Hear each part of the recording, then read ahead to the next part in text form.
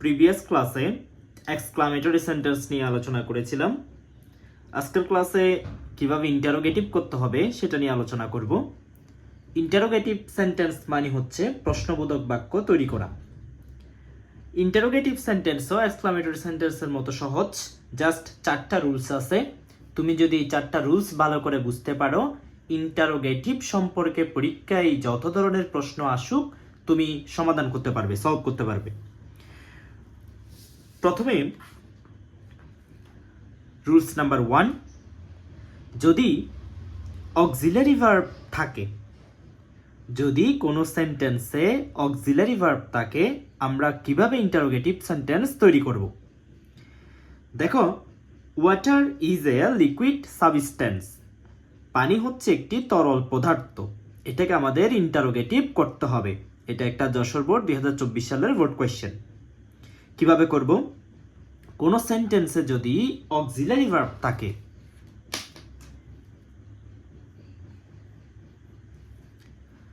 Auxiliary ভার্বকে negative করব, অর্থাৎ auxiliary ভার্বের সাথে নট লিখে বাকি অংশ লিখে দিব।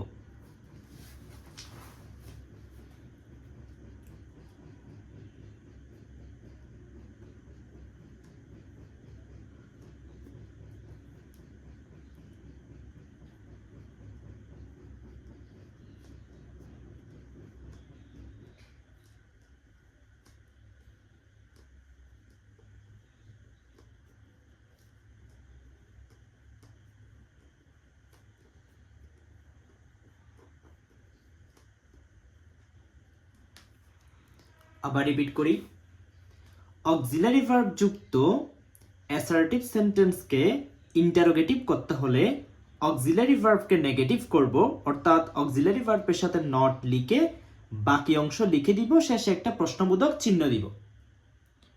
এরপর রুলস নাম্বার 2,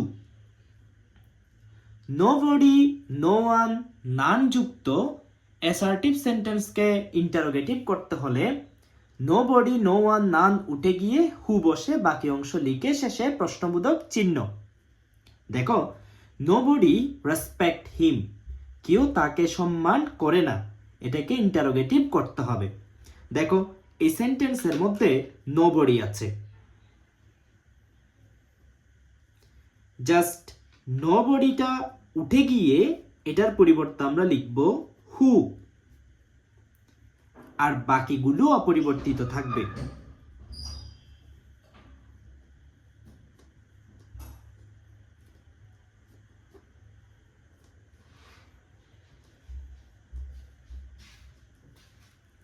তাহলে হু রেসপেক্টস হিম, কে তাকে সম্মান করে। নোবডি রেসপেক্ট হিম, কেউ তাকে সম্মান করে না। তাহলে রুলস নাম্বার 2টা কি শিখলাম? নোবডি, নো ওয়ান, নান যুক্ত অ্যাসার্টিভ সেন্টেন্সকে যদি ইন্টারোগেটিভ করতে হয়, নোবডি, নো ওয়ান, নান উঠে গিয়ে জাস্ট হু লিখব, বাকিগুলো অপরিবর্তিত থাকবে। রুলস নাম্বার 3, এভরিবডি, এভরিওয়ান যুক্ত অ্যাসার্টিভ সেন্টেন্সকে ইন্টারোগেটিভ করতে হলে নোবডি, নো ওয়ান উঠে গিয়ে হু বসে, সেম নোবডি, নো ওয়ানের মতো এভরিবডি, এভরিওয়ান উঠে গিয়ে হু বসে, শুধুমাত্র এখানে একটু চেঞ্জ আছে, ডাস নট বা ডিড নট আসবে। বিষয়টা একটু ক্লিয়ার করি। দেখো, এখানে আছে এভরিবডি ইউজেস ইট, প্রত্যেকে এটি ব্যবহার করে।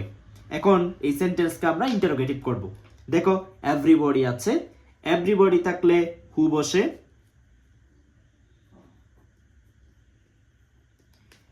এরপর ডাস নট অথবা ডিড নট।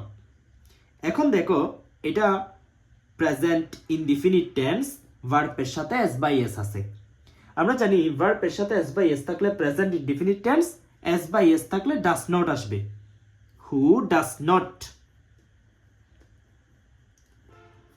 এবং ভার্বের প্রেজেন্ট ফর্ম বসবে, অর্থাৎ এস উঠে যাবে, শুধু ইউজ ইট, শেষে কোয়েশ্চেন মার্ক।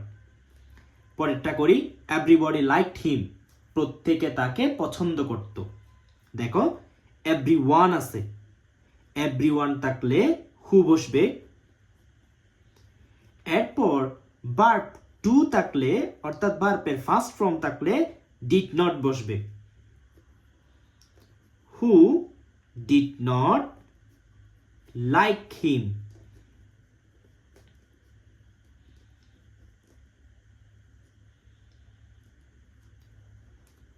বিষয়টা আরেকটু ক্লিয়ার করি। যদি কোনো সেন্টেন্সে এভরিবডি এভরিওয়ান থাকে, এভরিবডি এভরিওয়ান উঠে গিয়ে হু বসবে, এরপর ভার্ব অনুসারে ডাস নট অথবা ডিড নট আসবে। তোমাদের প্রশ্ন হতে পারে কখন ডাস নট লিখবো, কখন ডিড নট লিখবো। যারা টেন্স বুঝো তাদের জন্য খুবই সহজ। আমরা প্রেজেন্ট টেন্স থাকলে ডাস, ফার্স্ট টেন্স থাকলে ডিড। যারা একদম টেন্স বুঝো না তাদের জন্য একটা শর্টকাট টেকনিক দিই। যদি ভার্বের সাথে এস অথবা ইএস থাকে তখন লিখবা ডাস নট, আর যদি ভার্বের সাথে ইডি থাকে তাইলে লিখবা did not.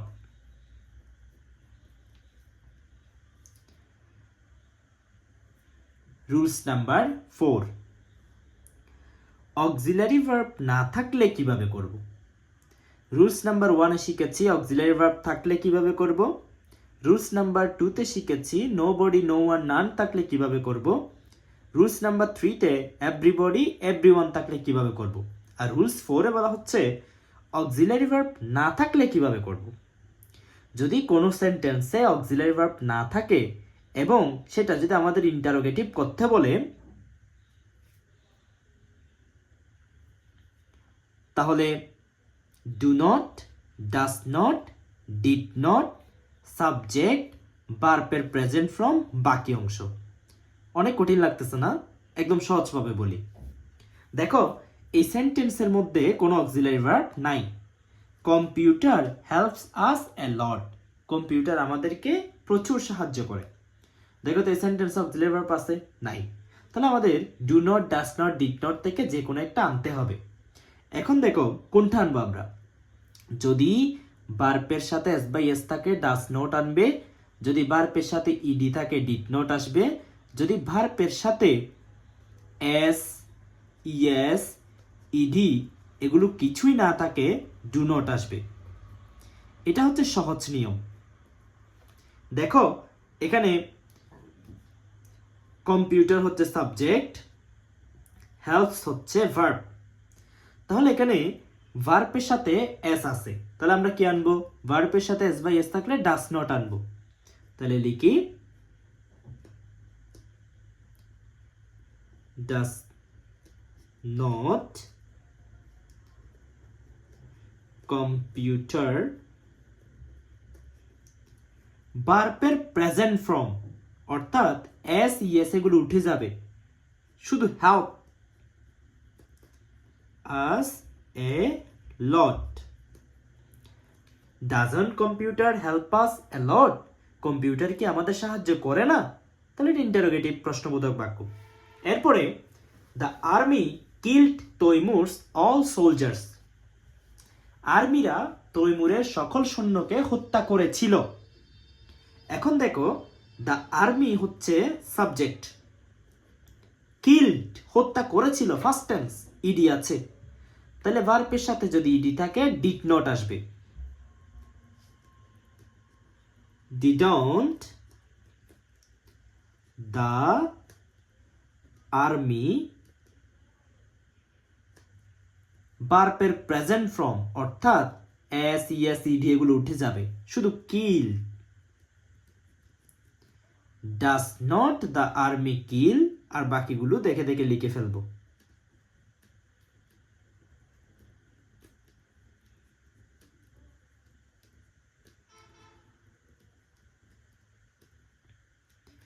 Didn't the army kill তৈমুরস all soldiers?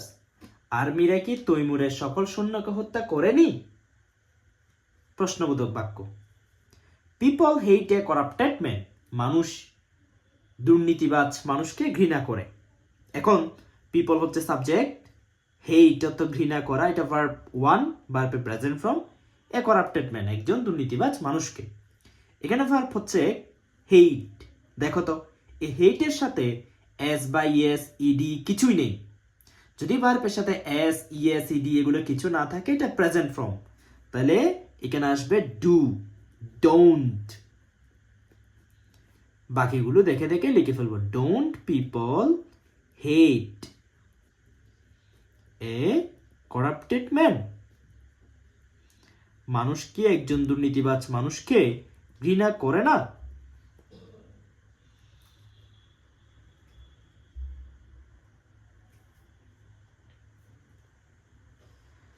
এই 4টা রুলস যদি তুমি ভালো করে পারো, পরীক্ষায় ইন্টারোগেটিভ সম্পর্কে যত ধরনের কোয়েশ্চেন আছে সবগুলো সলভ করতে পারবে। আমি আরো কয়েকটা এক্সাম্পল বুঝাই দিই। দেখো, দিনাজপুর বোর্ড 2024 সালের একটা বোর্ড কোয়েশ্চেন। এখানে 1 নম্বরে বলা হচ্ছে পিপল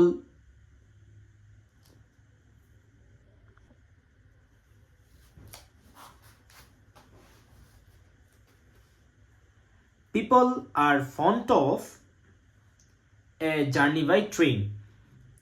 মানুষ জার্নি বাই ট্রেন পছন্দ করে, অর্থাৎ ট্রেন ভ্রমণ পছন্দ করে। এটাকে আমাদের ইন্টারোগেটিভ করতে হবে।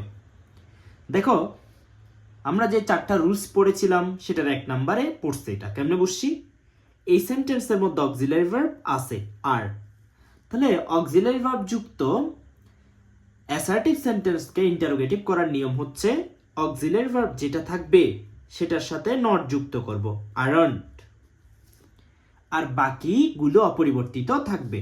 Aren't people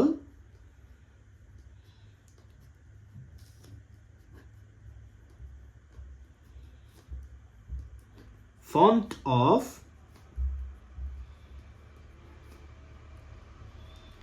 a journey by train, শেষে কোয়েশ্চেন মার্ক। 2 নম্বরটা দেখো, এভরিবডি নোজ দিস, প্রত্যেকে এই বিষয়টি জানে। ইন্টারোগেটিভ করতে হবে।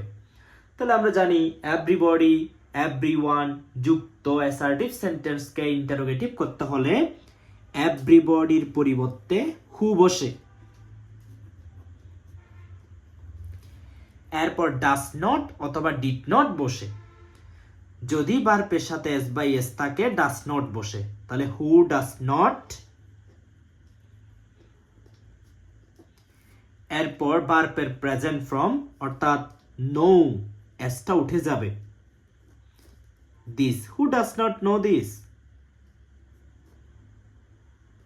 Question mark. এরপরে 3 নম্বরে বলা হচ্ছে women should work as much as man. এখন এই সেন্টেন্সের মধ্যে শুড আছে। শুড কি? একটা অক্সিলারি ভার্ব। তাহলে অক্সিলারি ভার্ব যুক্ত সেন্টেন্সকে ইন্টারোগেটিভ করার নিয়ম হচ্ছে অক্সিলারি ভার্ব যেটা থাকবে এটার শেষে একটা নট লিখবো, শুডন্ট, আর বাকিগুলো দেখে দেখে লিখে ফেলবো। Shouldn't women work as much as men.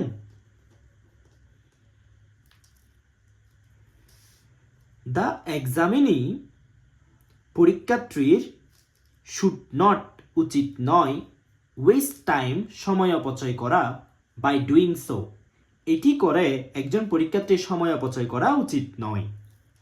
দেখো এই সেন্টেন্সের মধ্যে আছে should not, এটা অক্সিলারি ভার্ব। আমরা জানি অক্সিলারি ভার্ব থাকলে এটার পরে নট লিখে বাকি অংশ লিখে দিলে হয়, কিন্তু দেখো না এখানে অক্সিলারি ভার্বের পরে নট আছে। তার মানে মনে রাখবে যদি অক্সিলারি ভার্বের পরে যদি নট থাকে এখানে নট দেওয়া যাবে না। তাহলে আর বাকি সবগুলো ঠিক থাকবে, জাস্ট এখানে নট থাকলে এখানে নট দিব না, এখানে নট না থাকলে এখানে নট দিব। তাহলে শুড দ্য এক্সামিনি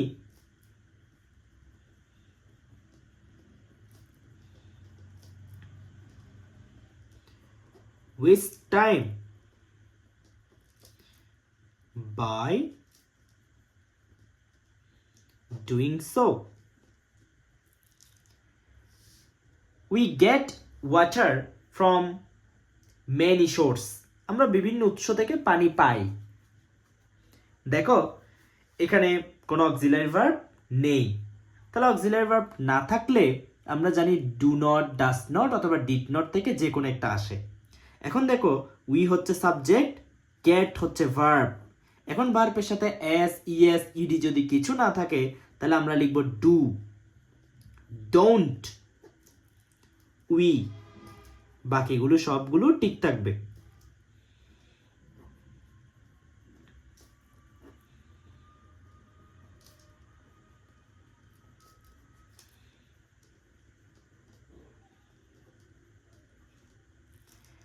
এটা দেখো, we can not pass a single day without water.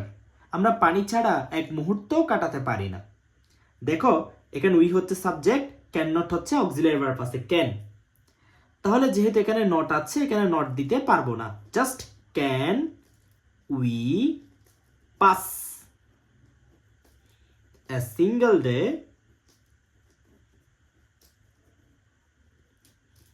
without water?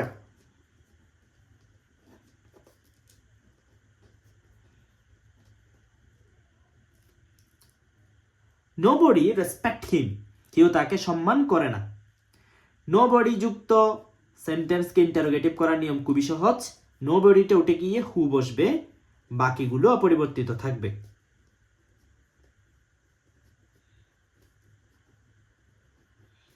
শেষে প্রশ্নবোধক চিহ্ন। বাকি তিনটা তোমরা করবে রুলস অনুসারে।